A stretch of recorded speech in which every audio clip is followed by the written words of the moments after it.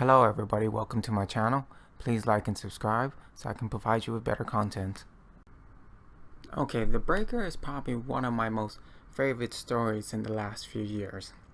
I mean, like any other manhwa or manga, it starts in high school.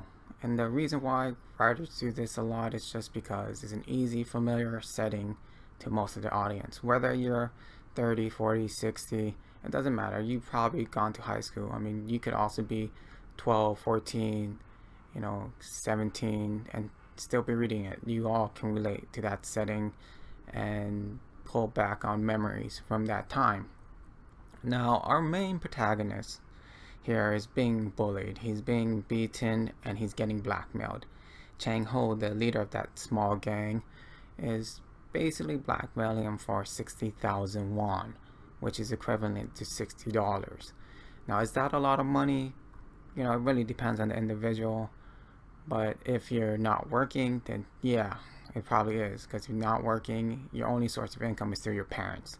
And you really can't ask your parents for $60 or $100 and expect them to say, okay, here you go, without asking you why.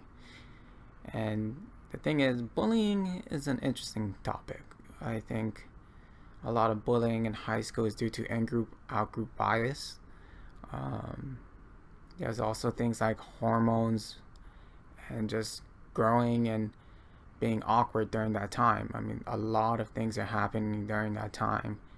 And you're in a mindset where things could be interpreted as life or death when it actually is not, because you haven't gotten that much life experiences. You haven't lived, some people may only have one girlfriend in high school, some people have 10. You don't have that type of experience yet.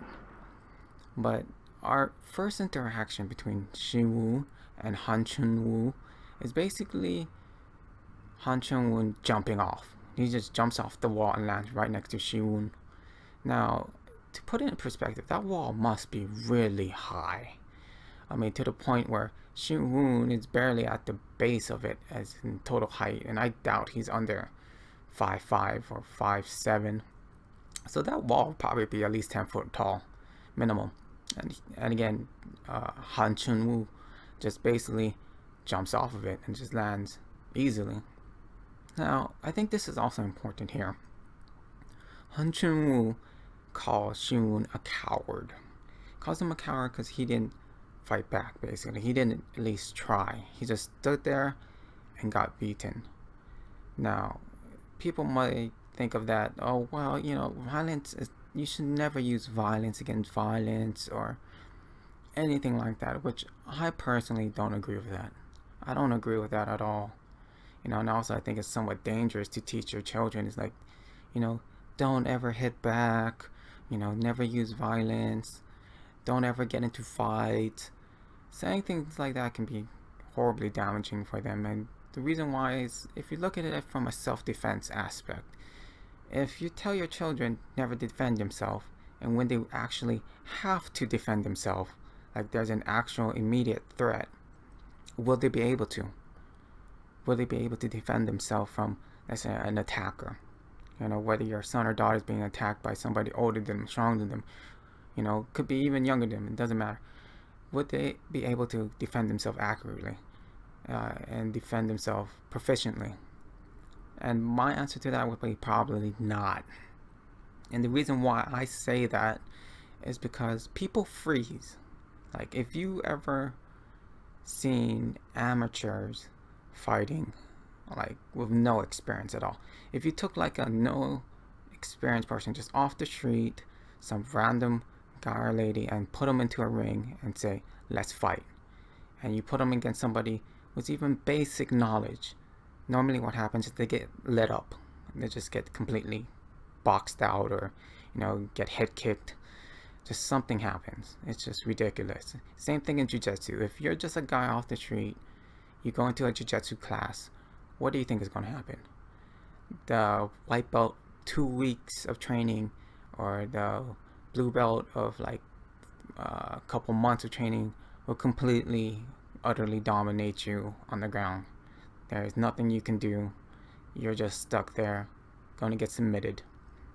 or choked. It's just like that. I mean, you can't tell people just blanket statements saying, you should never fight or you should never defend yourself in like that type of way, because there are going to be situations in life where you will have to defend yourself, especially if you're males.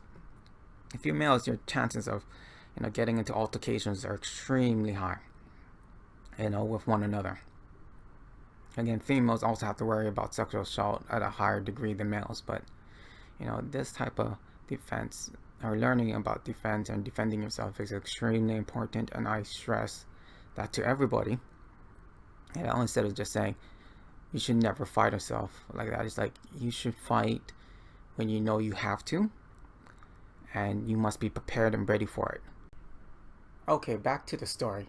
Now, Shi-woon is basically going back to class, and on his way back to class, he meets Sae.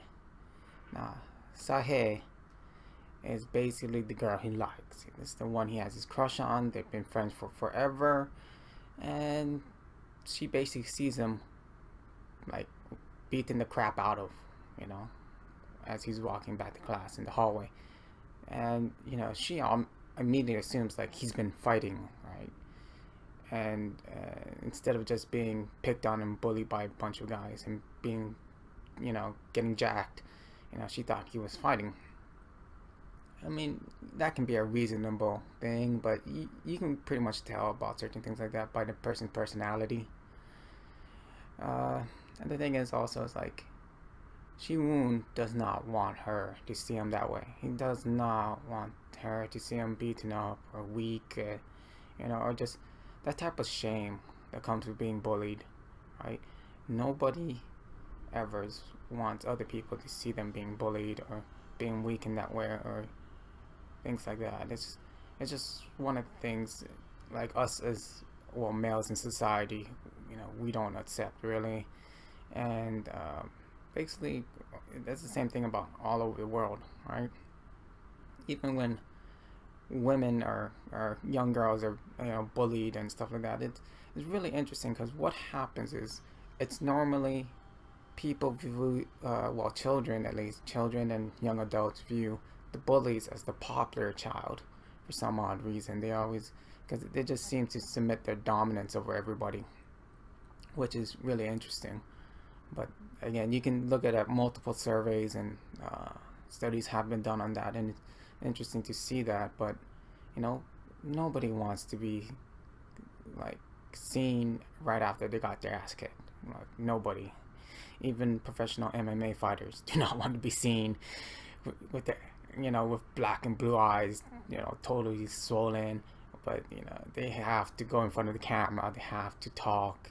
And a lot of times you see them pull down their hat, or try to avoid showing tears and things like that. Shi-woon basically gets back to class, and who does he see? He sees Han Chun-woo as what? His teacher. So basically, Han Chun-woo is just there, berating, not really berating him, but just making fun of him, just poking at him, because he got beaten up, and he saw him got beaten up and being bullied. So the whole class is kind of wondering what's going on here. And again, Shi-woon doesn't want people to know he's being bullied, and it's embarrassing. It's embarrassing for him. What's also interesting is that Chang-ho is in the class also. Chang-ho is in the back of the class, and he basically tells the teacher to start class. And what does the teacher do? They have this solid moment of tension. They're looking at each other like, what's going to happen? And the teacher starts class. This is all for comic relief. It's meant to, just have some tension and just play it off really funny, really lightly. So, I mean, other writers could probably play it differently, depending on where you want to take the story. But the story is not about, like, again, the teacher kicking a student's ass. The story is basically focused around the student, Shi-woon. Right? So Shi-woon, basically, after this whole event, goes home. Now, when he was going home, or at home, basically, he sees an ad. He sees an ad for a Muay Thai gym. Now, for those who don't know, Muay Thai is a form of martial arts, right?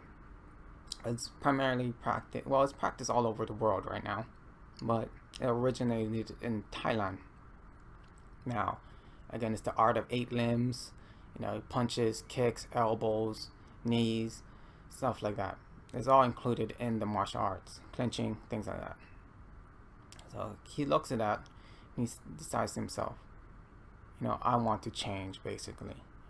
I don't like this. I don't want to be beaten up. I want to change as a person. And so what does he do? He takes the ad. He goes out to seek that gym. He wants to learn. He wants to improve himself. He wants to change. And I think that's very important for people out there. That, if something like this happens to you, or maybe it's just a random mugging, or just a random fight that happens in the street, and you basically get your ass kicked and you're owned, go out there and change. Go join a gym, a dojo, whatever, Muay Thai, Jiu-Jitsu. It doesn't matter. Just go and do it. It will help you out in the long run, and hopefully you'll build back some of that confidence that you lost, right? And so you can move past the fear or the traumatization of what happened to you. Right? Now, here's the thing. As he was going to the Muay Thai gym, basically, he sees his teacher. Now, the thing is, Han Chang-woo is basically being escorted out by like a bunch of bouncers, which is gangsters, really. They depict it as bouncers slash gangsters. And in Asia, usually Japan and also Korea, like those type of places are affiliated with underworld elements. So it's not that far out of reach, and it's pretty normal. Here in America, that's, no, business and like the mafia stuff does not happen and will never happen. But here's the thing. For those who don't know, what the teacher was in a hostess bar, and for me to explain that, it's like it's when men or women can go also to like a male bar or female bar, but you basically sit down and you pay for a woman's drink.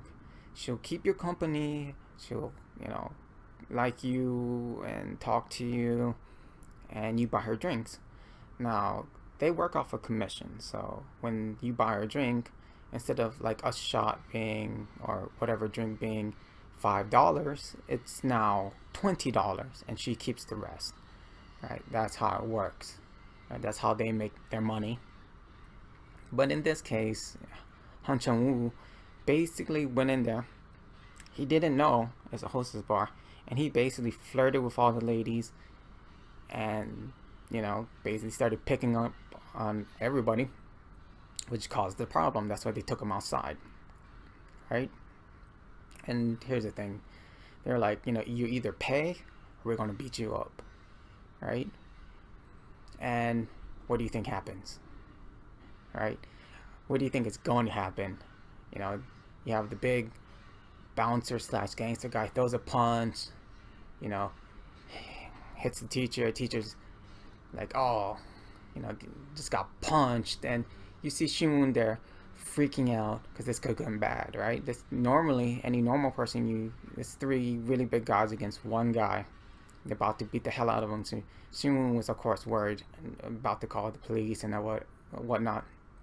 When basically Han Chang-woo turns around and starts whooping ass, right? He just whips it out, like went full Big D, and just started beating the crap out of everybody right in front of Shin-woo. Now, you'll understand later on in the next following chapters how he can do this, how Han Chang-woo is so good at fighting. But, this is where the chapter ends. It ends on this. Han Chang-woo basically just totally demolishes these 3 big guys in front of Shin-woo. And that's how it ends. Well, thank you. And hopefully I see you guys next time.